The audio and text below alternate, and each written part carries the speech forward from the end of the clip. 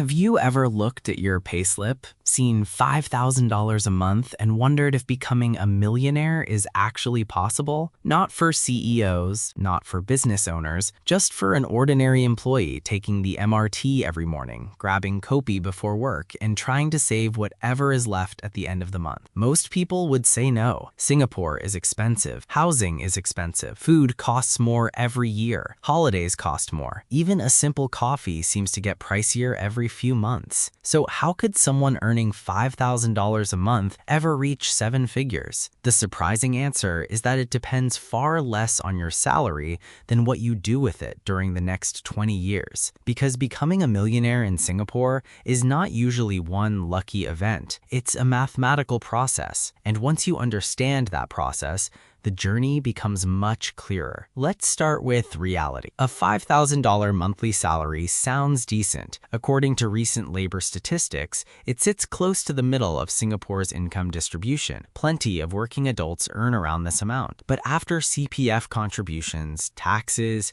transport, food, insurance, family expenses, and maybe a weekend dinner with friends, many people feel like there is barely anything left. Some save $200.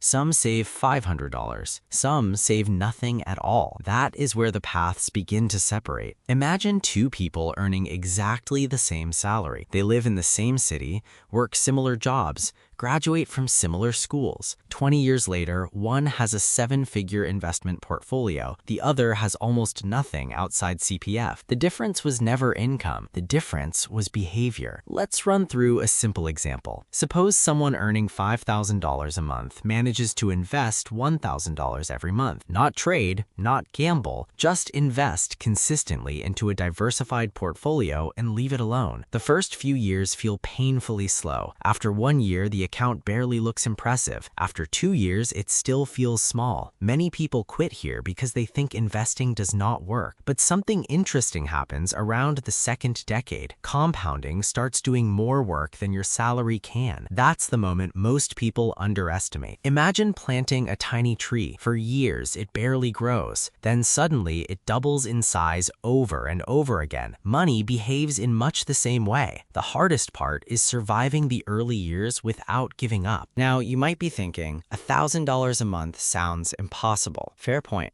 Let's make it more practical. Someone earning $5,000 might still live with parents for a few years. Maybe transport is public. Meals are mostly hawker centers. Big overseas holidays are limited. Instead of upgrading every part of life immediately after every salary increase, they quietly direct extra cash into investments. No one notices. Their friends think they are boring, but every month another contribution goes into the portfolio. Then salary grows. 5,000 becomes 6,000. 6,000 becomes 7,000. Instead of increasing spending dollar for dollar, investments increase too. This is where wealth quietly starts accumulating. The strange thing about Singapore is that high incomes often create higher spending instead of higher investing. A bigger condo, a newer car, more expensive restaurants, luxury holidays, designer brands. Lifestyle inflation is incredibly powerful because everyone around you appears to be upgrading at the same time. Keeping up feels normal, but every upgrade delays financial freedom. Imagine receiving a $500 salary increase. One person immediately spends it. The other invests it. The difference feels tiny today. 20 years later, it could be hundreds of thousands of dollars. That is the invisible power of small decisions repeated consistently. There is another reason many Singaporeans underestimate their potential. CPF. Many people complain about CPF because they cannot access it immediately. But over a working lifetime, CPF quietly builds another layer of wealth alongside personal investments. If you also maintain disciplined investing outside CPF, the combined picture looks dramatically different from looking at take-home pay alone. This is why some ordinary workers retire with far more wealth than their lifestyles ever suggested. They were never chasing appearances. They were building assets. Let's look at another scenario. Suppose someone starts investing at age 25, another waits until age 35. Both invest the same monthly amount. Both earn similar returns. The younger investor may end up with hundreds of thousands more simply because time did more of the heavy lifting. 10 years sounds small when you're young. Financially, it can be enormous. Time is the one asset nobody can buy back. That is why your first investment is often more valuable than your biggest one. Now let's address the elephant in the room. Can you become a millionaire purely by saving cash in the bank? Probably not. Inflation quietly reduces purchasing power every single year. Money that sits idle slowly loses strength. Investing is not about getting rich quickly. It's about keeping your money working while you sleep. Every successful long-term investor eventually understands one simple truth: consistency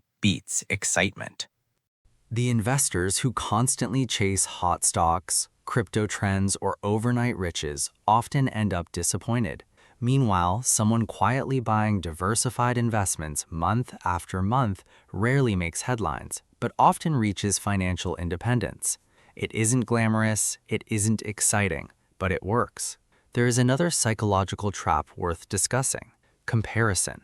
Singapore is one of the wealthiest cities in the world. Someone earning 5,000 SGD may feel poor standing beside someone earning 20,000 SGD. But wealth is not measured by salary. It is measured by assets minus liabilities.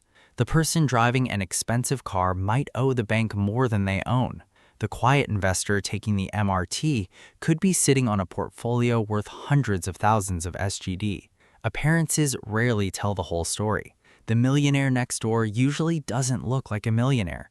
They simply made enough good decisions over enough years. So how fast can someone earning 5,000 SGD become a millionaire?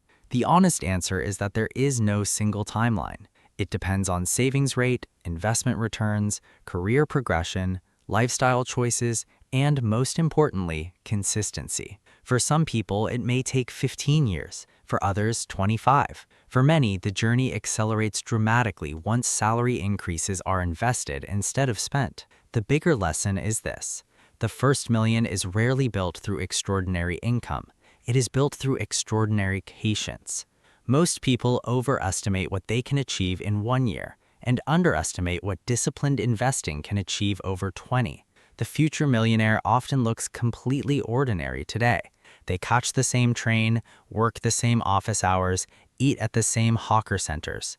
The only difference is that every month they quietly buy another piece of their future instead of another piece of temporary comfort. And one day, they wake up and realize the portfolio they built slowly has reached 7 figures. Not through luck, not through gambling, not through inheritance, but through thousands of small decisions that nobody else noticed. If there is one takeaway from today's discussion, it is this: your 5,000 SGD salary does not decide whether you become wealthy. Your habits do. And the best time to start building that future is long before you think you are ready.